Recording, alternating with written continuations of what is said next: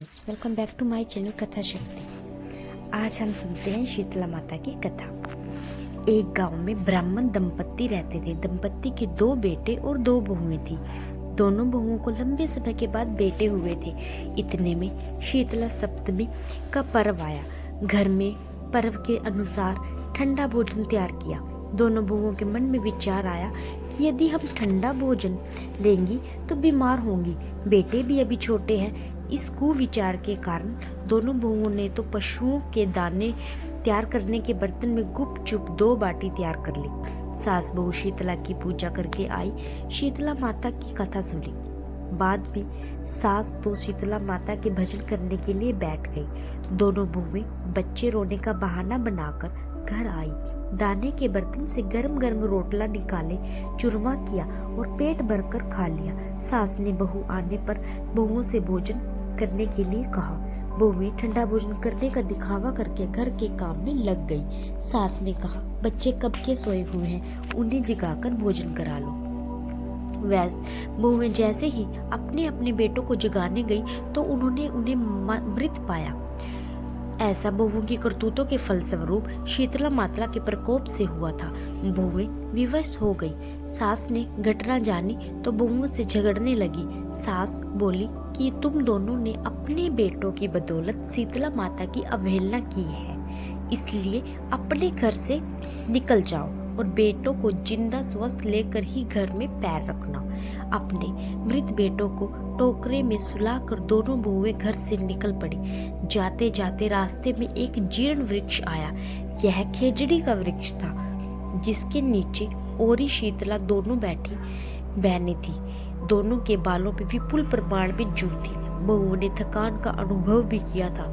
दोनों बहुएं ओरी और शीतला के पास आकर बैठ गई। उन दोनों ने शीतला ओरी के बालों में खूब सारी जू निकाली।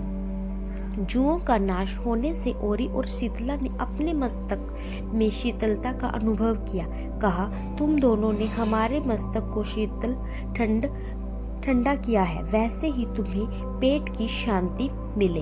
दोनों बहुएं एक साथ बोली कि पेट का दिया हुआ ही लेकर हम मारी मारी भटकती हैं, परंतु शीतला माता के दर्शन हुए नहीं हैं। शीतला माता ने कहा कि तुम दोनों पापिनी हो, दुष्ट हो, दुराचारिणी हो।